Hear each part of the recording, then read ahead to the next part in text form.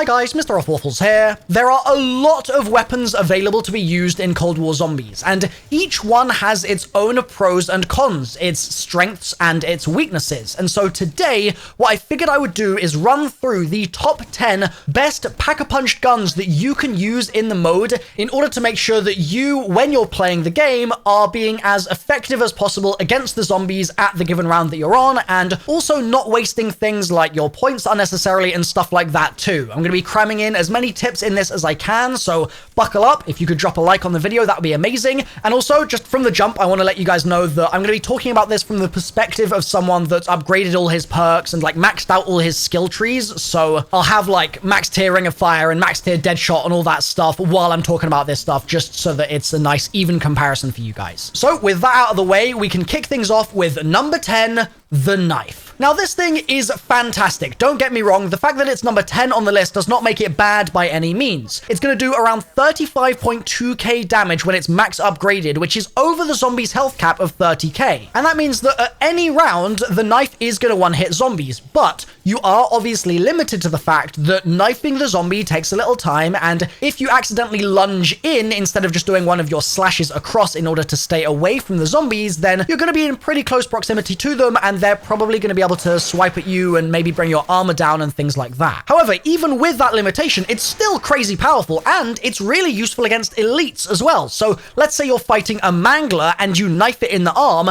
it will always die in one hit. The knife will do millions of damage at a high round in order to take the mangler down for you. So it's powerful, it's just that you're obviously limited by the speed of that knifing animation. Cold War is also a little different to previous games where knifing would get you the most possible points per kill. Nowadays, it doesn't matter if you get a knife kill or a headshot, you're still going to get the max points from that. So it's definitely very effective at low rounds when there's fewer zombies and you can guarantee yourself those max points per kill, but it isn't the only option that you have in order to maximize your points. Now, when you care less about points in your game and more just about raw firepower, you might want to consider number 9 on our list, the M79. Now, where the knife is a precise weapon, this is much more kind of brute force and massive splash damage in order to achieve your goal of taking those zombies down. It's really useful for insta-kills, and if you're doing a Ring of Fire strat, it's also incredibly effective there too. However, that does mean that at lower rounds, this thing's a little bit less viable, because you would probably rather be getting your headshots at low rounds to ensure that you're getting your points, and then later in your game switch to something like this in order to clear all those hordes as fast as possible. So you've got to make sure that you're using this thing at the time that is appropriate for the weapon itself, but if you get it out of the box at a reasonably like mid to high round and it's a high rarity, or you get it, for example, from the bunny Easter egg or the coffin Easter egg at high or max rarity, that can be an incredible excuse to just go to town with this thing and trash all of your opposition. Maybe you're not too keen on splash damage though, or maybe the strat that you're running doesn't allow for that. Well, number 8 on our list, the Magnum is incredibly powerful and actually has one of the highest DPSs in the game, and as such makes a great addition to your arsenal. Now, you might think, okay, if it's got one of the highest DPSs, why isn't it one of the highest on this list? And the reason is that the Magnum is a kind of tale of two halves. You've got the pros, the strengths, which are that the actual damage that each bullet does is incredibly high. It can one-shot zombies even at the health cap and beyond. It can take down elites pretty quickly as well because of that high base damage. It's just real strong. But in order to maximize that DPS and reach the levels of the highest in the game, you need to run it akimbo. And the issue there is that the accuracy really lets the weapon down and means that your DPS is kind of diminished. So you have your theoretical max damage, but then your actual effective damage is lower. This means that it's not the best for clearing full hordes, but if you're laying a lot of damage into one singular target or just a few zombies, this thing is a great option. It's like a sniper, but a more mobile version of it, which obviously doesn't have a massive zoom scope on it. The gun is also massively improved if you have the right attachments on it. Basically, your reload is a little on the slow side unless you've got a speed mag on, and you're going to want to obviously get those pack-a-punches going with it as well, so bear that in mind if the Magnum is your weapon of choice. One pro tip for you guys is before you unlock all those attachments, if you just stand next to an ammo crate, you can buy ammo instead of having to reload it real slowly, and it'll just mean that you chew through some of those easy to kill zombies a bit faster and get towards that attachment a bit quicker. I know know I'm stupidly impatient, but hey, it's just an idea. Now, number 7 on our list is the last launcher that I'm going to be talking about. I know I mentioned the M79.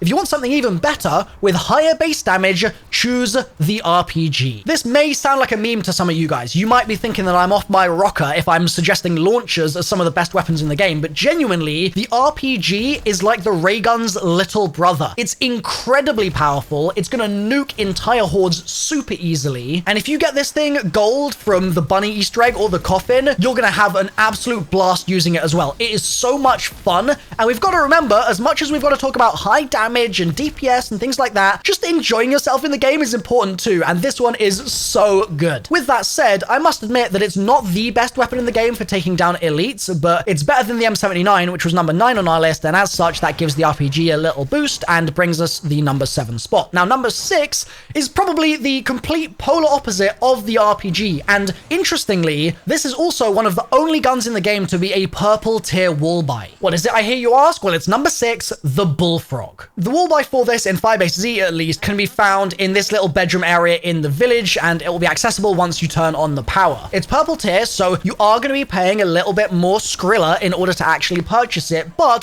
the fact that you then don't need to spend nearly as much in the armor machine upgrading its rarity means that you're going to be much more powerful much sooner in your game if this is the route that you choose to go down. It's essentially a more mobile LMG, and if you want something chunkier, you can absolutely swap out this number 6 for the Stoner instead, but I think the fact that this is on the wall at this rarity and it's super mobile so you don't get chased down nearly as easily as you do with the Stoner means that it is better than the Stoner in my mind, and the crazy fire rate means that it's great for Ring of Fires and insta-kills of course as well. It holds its own in the earlier rounds and does pretty decently in the later rounds too. It's not necessarily something that I would use beyond the health cap, but getting to the health cap in the first place is obviously a journey in itself, and I think this is a fantastic weapon to propel you in that direction. I also give this one bonus points for just being fun. It's just an enjoyable weapon to use in my mind, so yeah, give it a try. Or try number 5 on our list, the M16. This actually is the weapon of choice for many speedrunners, and if that doesn't already tell you everything you need to know about this weapon, then I don't know what will. It kills pretty damn fast at health cap, even though it's not like a wonder weapon, doing around 6k damage per shot with the best attachments, assuming you made it as a loadout weapon. It's pretty good at killing elites too, and obviously much more precise than something like an Akimbo Magnum or something like that, but it does fall off a little bit at the health cap. And if you don't fancy loading in with this gun, then you can always pick it up mid-game as well off the wall in Firebase Z, just outside of engineering to the right, and in D Machine in the pond area. It's also right up there as one of the highest DPS weapons in the game, and remember, with the pistols that have some of the highest DPS in the game, their effective DPS is a bit lower because of the accuracy penalty that you have from making them akimbo. So their damage goes up from that, but the amount of shots that you actually land goes down. Whereas the M16, being very accurate, has a theoretical and effective DPS that are basically the same. And so, I mean, this thing's just hella strong, essentially. The next weapon on our list has been a fan favorite since the very beginning, and one of the first videos I made on Cold War actually showed this gun off and talked about how overpowered it could be as a loadout weapon. I'm going to be doing more videos like that soon, so make sure you're subscribed if you haven't already. The weapon is, of course, number 4, the Gallow. Why is this so high on the list? Well, it's kind of self-evident. You can buy it at blue rarity off the wall in D Machine, so if you don't have all those crazy loadout attachments for it, then that is a fantastic option. It is also available in Firebase Z as a green wall buy if you want it. It's got really high damage, and it's got a great rate of fire as well, which is key because with certain other weapons that I might talk about in a minute, you need to make sure you're very precise with your shots, whereas with this, if you get sort of caught in a corner or something, you can just spray and pray, go to town, and you're going to be able to take out a lot of zombies in a very short amount of time. It also has heaps of ammo per mag when it's pack-a-punched, and the reload is real fast then as well, and you can obviously get great speed loaders and stuff for it too. So this thing is basically built for you to just spray and pray to your heart's content. It's also super viable against elites. In fact, in my opinion, it's one of the best weapons for taking elites down, and it's also really useful for taking down zombies quickly at health cap, meaning if you're at health cap and you're kind of running around, but you're slowly chipping stripping down zombie health, you may find that you're overrun more easily because the zombies that you're trying to shoot don't just get instantly nuked by whatever you're shooting them with. Whereas when you're using the Gallow, you won't really have that problem. You'll be able to take the zombies down really quickly, and it just means that you've kind of always got a bit of a safety net when you're holding it, which is really useful when you do start getting to those high rounds. I've got to admit, it's another fun one, so try it out, see if you like it, and if not, maybe try number 3 on our list, the AUG, which may be a surprise because it's really similar to the M16, but it is used less by the community. It actually turns out that it's got a faster fire rate than the M16, but the effective damage range actually goes further. We're talking 22 meters for the M16 versus 30 meters on the AUG. The base damage, though, is the same as the M16, and this means that you can use it just like you would an M16, but you can still continue to do high damage at greater distances. I wanted to put this one a little further up the list because I think it's slept on. I think you should give it a go. It is also a wall buy, for example, in 5-base-Z outside the sort of motor pool area here, you can pick it up. And so overall, I think this is a really strong weapon that should not be disregarded. Give it a try, guys. I also highly recommend, as it turns out, number 2 on the list, which is the Hauer. Now, the Hauer is really, I think, like Marmite in some ways, because a lot of people do prefer the Gallow, which I've put lower on the list. The reason for this is something I'll explain, but you may find that the Gallow is actually more effective for you. But let me get into the details. So the DPS of the Hauer is actually higher than the DPS of the Gallow, certainly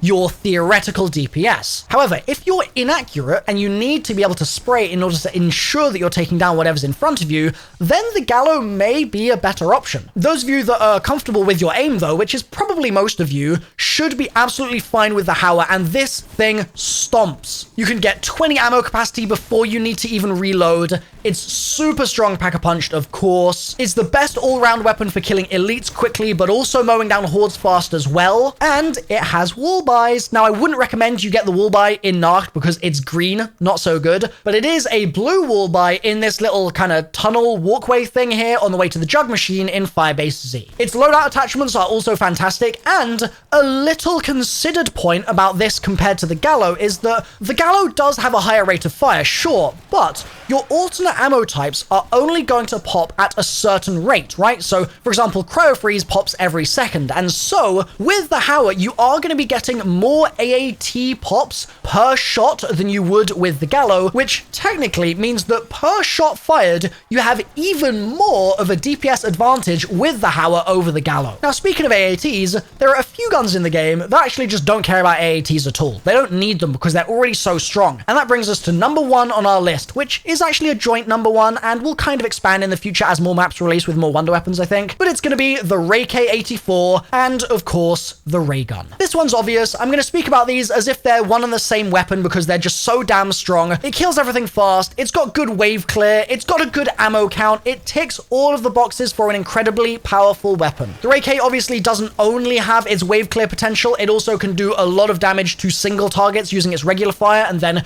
you can just switch to the alt fire in order to get that wave clear. And if you're on the alt fire mode, you can then slow down Mamblers and Mimics as well. It's incredibly powerful. You can build the Ray K in 5-base-Z, so you can get the dang thing for free. You don't need to worry about RNG, which is just so nice when you've been screwed over a million times trying to get the Raygun in D Machine. Like, the fact that you could just build it is awesome, and so it's a no-brainer to have these things at the top of the list. But it is worth quickly mentioning that with great weapons comes great responsibility, and you need to make sure that your secondary weapon is up to the task of filling in the blanks left by the wonder weapon itself. And as such, for example, with the Ray K, you may want to consider having, I don't know, a knife as your secondary, or probably more likely, a Hauer shotgun with an alternate ammo type to take down whatever mini-boss you are facing in the map of your choice. It's not all up to that singular wonder weapon to do all of the work for you, and so the other guns on this list can all be subbed in for great results. But you probably want to avoid using things like the RPG or the M79 as your secondary because you've kind of already got that firepower from your primary with the wonder weapon, and so using something else for secondary is a better bet in my mind. That wraps up our top 10. This has taken a lot of recording to put together, etc. So if you guys could subscribe, like the video, leave a comment, some support, that would just be amazing for me. And it would let me know as well that you want to see more content like this in the future, and maybe even some proper in-depth weapon guides that I feel like I've been working on for about 6 months now. I hope you've all enjoyed it. I've been MrRoflWaffles. I'll see you next time. Bye for now.